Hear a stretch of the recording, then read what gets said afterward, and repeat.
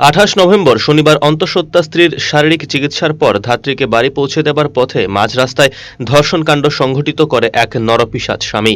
আর এই জঘন্য কাণ্ড সংঘটিত হয়েছিল উত্তর জেলার কদমতলা থানার অন্তর্গত রানীবাড়ি গ্রাম পঞ্চায়েতের ৪ নং ওয়ার্ডের হরিণাছড়ায়। হরিণাছড়ার বাসিন্দা দেবুতাতি নিজের অন্তঃসত্ত্বা স্ত্রীর চিকিৎসার জন্য পঞ্চাশোর্ধ্ব গ্রাম্য বিধবা ধাত্রীকে খবর দেয়। দেবুর বাড়িতে গিয়ে তার স্ত্রীকে প্রাথমিক চিকিৎসা করার পর রাত ৯টার সময় দেবুতাতি ধাত্রীকে তার বাড়িতে পৌঁছে দেবে বলে রওনা দেয়। কিছুটা জায়গা আসার পর সরলা এলাকা সংলগ্ন নির্জন স্থানে একাকিত্বের সুযোগ নিয়ে পঞ্চাশোর্ধ্ব বিধবা ধাত্রীকে ধর্ষণ করে দেবু বলে অভিযোগ। রাস্তার পাশে জঙ্গলে নির্মমভাবে শারীরিক অত্যাচারে পঞ্চাশোর্ধ্ব বিধবা মহিলা অজ্ঞান হয়ে পড়ে। বিকৃত কামনা চরিতার্থ করে ঘটনাস্থল থেকে দেবু পালিয়ে যায়। রাত আনুমানিক ১টা নাগাদ ধর্ষিতা মহিলার জ্ঞান ফিরে। তারপর সেখান থেকে কোনোভাবে নিজ বাড়িতে এসে পরিবার ও আশেপাশের লোকজনদের সবিস্তারে ঘটনাটি জানায় নির্যাতিতা মহিলা। পরে নির্যাতিতা কদমতলা থানায় একটি ধর্ষণের মামলা রুজু করে। কদমতলা থানার পুলিশ ভারতীয় দণ্ডবিধির সুনির্দিষ্ট ধারায় মামলা হাতে নিয়ে তদন্তে নেমে সরলা এলাকা থেকে অভিযুক্ত ধর্ষণকারী দেবুতাতিকে গ্রেফতার করে। সোমবার ধৃত দেবুকে আদালতে প্রেরণ করেছে কদমতলা থানার পুলিশ। আসলে গতদিন তো এটা চূড়ান্ত অ্যাকশন আমরা নিয়েছি। আমাদের কাছে যখন কমপ্লেন এলো, একটা মহিলা দিয়েছিল ওর উপরে যখন পাশবিক অত্যাচার হয়েছে, আমরা তৎক্ষণাৎ কালকে পুলিশ কর্ডন করে দেবুতাতি নামে যে ক্রিমিনাল, ওকে আমরা গ্রেফতার করে ফেলেছি।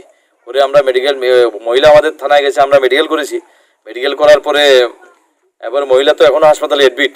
আমরা আজকে গতকালকে এসেছিলাম, আজকে আবার সরেজমিনে আমরা স্পট ভেরিফিকেশন স্পটে করেছি। এখান থেকে এটা হচ্ছে মহিলার বাড়ি আর সামনে হচ্ছে দেবুতাতির বাড়ি। মহিলা এই রাস্তা দিয়ে গিয়েছিল, সামনে একটা রাবার বাগানের কাছে এই ঘটনাটা ঘটেছে আর কি। এদিকে এই ধর্ষণকাণ্ড সংঘটিত হওয়ার পর থেকে শারীরিকভাবে অসুস্থ হয়ে পড়েন পঞ্চাশোর্ধ্ব বিধবা মহিলা। রবিবার সকাল থেকে কদমতলা গ্রামীণ হাসপাতালে চিকিৎসাধীন রয়েছেন পঞ্চাশোর্ধ্ব ধর্ষিতা মহিলা। এদিন কদমতলা থানার ওসি কৃষ্ণধন সরকার এই ধর্ষণকাণ্ডের ঘটনাস্থল সহ নির্যাতিতার বাড়িতে গিয়ে সরেজমিনে পরিদর্শন করে আসেন। কদমতলা গ্রামীণ হাসপাতালে এসে নির্যাতিতার খোঁজ খবর নেন এবং নির্যাতিতাকে আশ্বস্ত করেন যে পুলিশ প্রশাসন ওনাদের সাথে রয়েছে।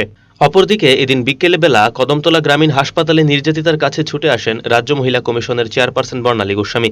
চেয়ারপারসন বর্ণালী গোস্বামী পঞ্চাশোর্ধ্ব ধর্ষিতা বিধবা মহিলার জবানবন্দি নিয়ে জানতে পারেন যে এই ধর্ষণকাণ্ডে দেবুতাতি ছাড়াও অপর এক ব্যক্তি জড়িত রয়েছে।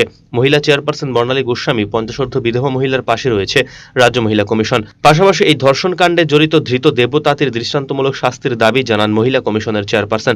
এমনকি চেয়ারপারসন বর্ণালী গোস্বামী অপর অভিযুক্তকে খুঁজে বের করে উপযুক্ত শাস্তি প্রদানের আহ্বান জানান পুলিশ প্রশাসনকে। তবে উত্তর জেলায় পরপর পঞ্চাশোর্ধ্ব ২ মহিলা ধর্ষণকাণ্ড সংঘটিত হওয়ায় জেলার জন্য ভয়ঙ্কর বলে জানান চেয়ারপারসন। সকলে মিলে এই ধরনের জঘন্যতম ঘটনা প্রতিহত করতে এগিয়ে আসতে হবে বলেও আহ্বান করেন রাজ্য মহিলা কমিশনের চেয়ারপারসন বর্ণালী গোস্বামী। তার কারণ যাই হোক, কিন্তু আমাদের দায়িত্ব নিতে হবে তাকে বন্ধ করার জন্য। কিন্তু এই ঘটনাটি ঘটেছে, সেটা সেই মহিলার অভিযোগ অনুযায়ী তার সত্য এবং ওনার বক্তব্য যে সাথে দুজন ছিল। একজনকে পুলিশ গ্রেপ্তার করেছে, সাথে সাথে যাকে তিনি চিনতে পারেননি সে এখনো গ্রেপ্তার হয়নি।